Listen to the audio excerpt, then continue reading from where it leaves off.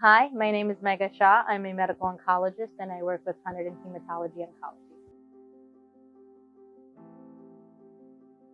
All right, so ductal carcinoma in situ, or DCIS of the breast, is what we consider a stage 0 breast cancer.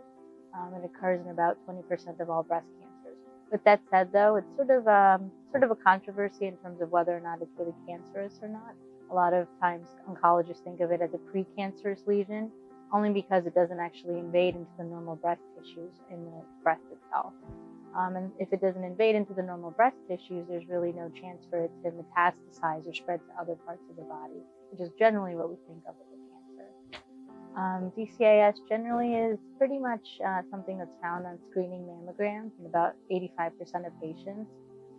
Most patients don't have symptoms from it at all. It's usually seen on a screening mammogram as a group of abnormal cells or calcification. It's diagnosed with a needle biopsy, usually done either with a breast surgeon or through the interventional radiology department.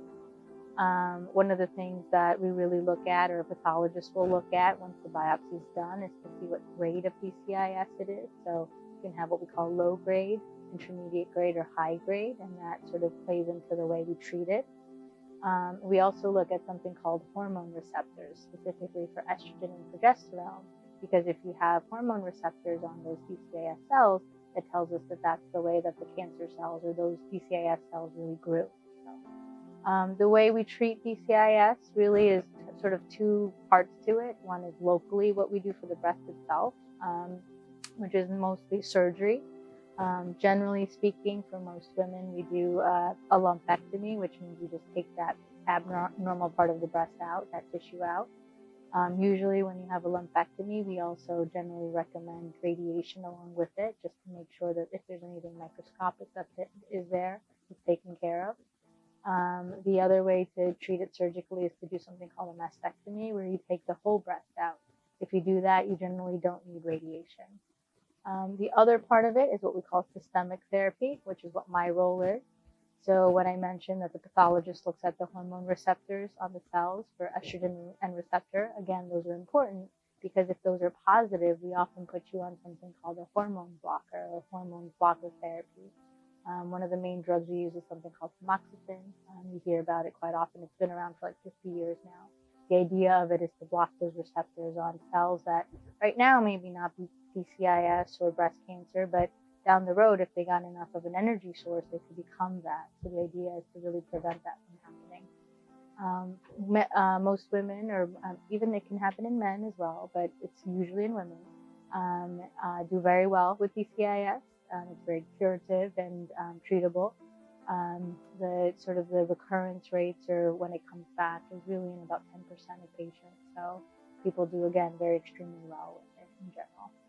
It is not sort of life-altering. It's not life-threatening by any means. So, after the primary treatment, a big role that we all play is just surveillance, basically. So at that point, instead of just doing mammograms once a year, we typically do them twice a year. And if somebody like me, or medical oncologist, is seeing you, we generally also see you twice a year because you may be on some medications, again, the hormone blockers. So, the other thing that sometimes, the other people we sometimes get involved in your care may be a genetic counselor.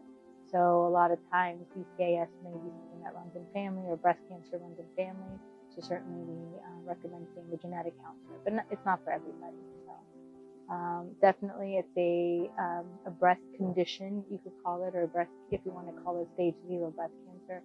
It's something that's really very much managed in the team setting. So here at Hunterdon, we have the breast surgeon, radiation oncologists, people like myself, medical oncologists. And again, I mentioned genetic counseling. So a lot of people play a big role in sort of tailoring individual care.